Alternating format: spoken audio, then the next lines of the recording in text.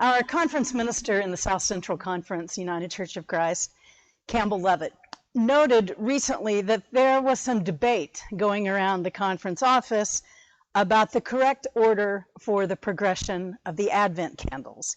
He said everybody agreed that hope and peace were the first two, but debate then ensued about which comes next. Is it joy or love?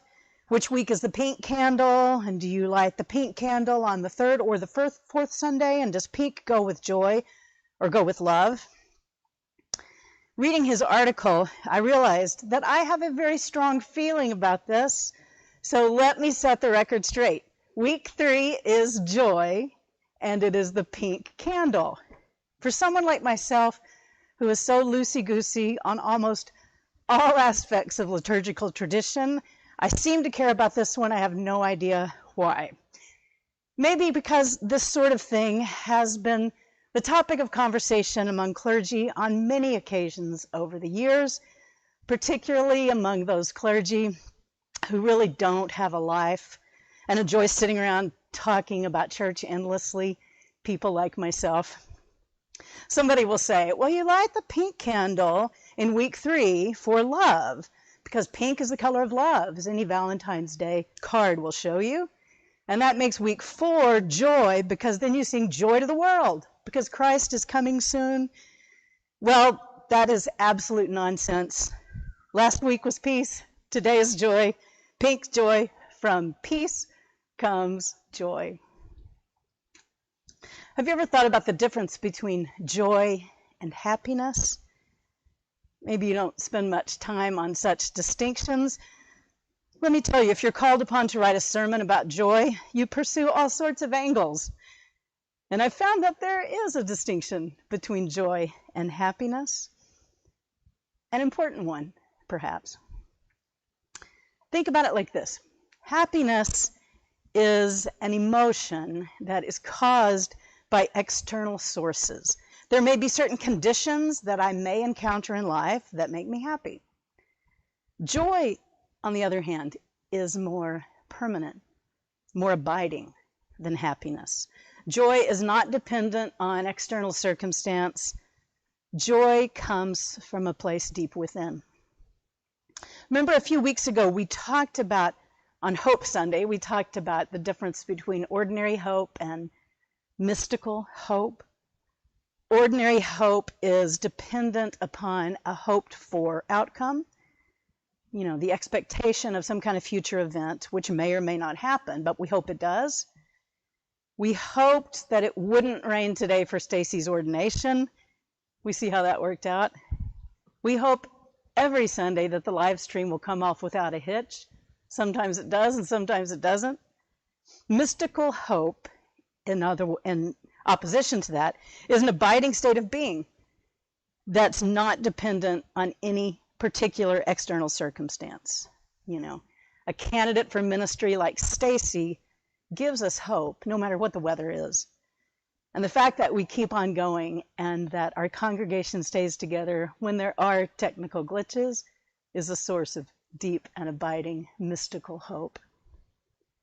The contrast between joy and happiness is similar. Nobody's happy all the time. Now, not many are joyful all the time either, but it is always possible to be joyful. If you win the lottery, you'll be happy. Probably, I guess. I can't really speak from experience there.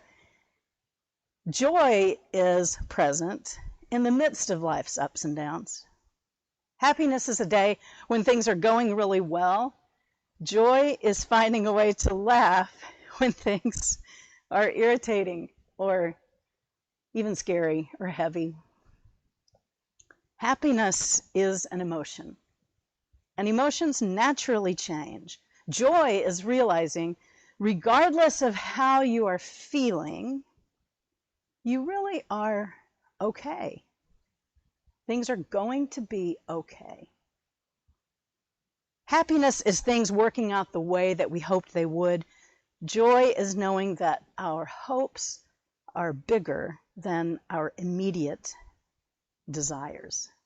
Happiness is feeling the sunshine on a beautiful day, Joy is knowing that the sun is always there, even on a day-to-day, like today when it's cloudy.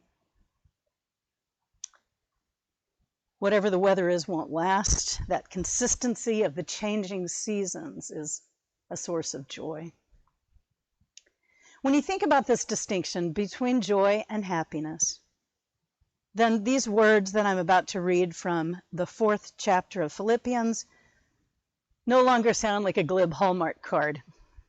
They seem like a way that we really can live our lives.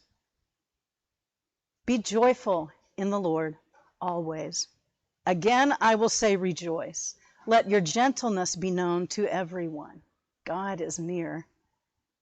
Do not worry about anything, but in everything by prayer and supplication with thanksgiving, let your requests be made known to God, and the peace of God, which surpasses all understanding, will guard your hearts and your minds. We all want to be happy, but sometimes life is hard. There are times when your job is a drag, if you're lucky enough to have one. There are times when your body hurts or you struggle to get along with people, sometimes even the people you love the very most. Those are the kinds of things that might be trying in any year. This year we can add a whole slew of possibilities, additional possibilities. Sometimes we feel isolated and lonely, or we're anxious about the spread of COVID, or we're angry that people don't take that spread seriously enough. We're worried about our kids who are going to school on a computer screen, or we're worried about them because they have to go back to face-to-face. Financial struggles can overwhelm on a personal level and a collective level. I could go on and on. There's nothing about any of those things that would make anybody happy. But joy is a choice. It's a choice that is always available. Happiness comes and goes. And in fact, joy comes and goes, for most normal people at least. But like hope, joy is always a choice. That means that hope and joy are within reach.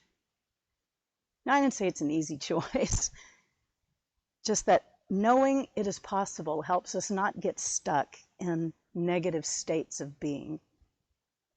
Just knowing that it is possible makes it more likely that we won't remain there in our lives. Hopelessness can be turned to hope. Unhappiness comes and goes. We can live from a place of joy. And so today, on this 3rd Sunday of Advent, we light the pink candle.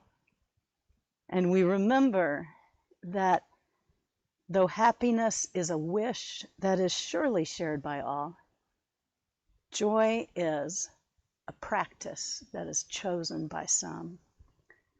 We appreciate happiness with the help of God, with the help of each other.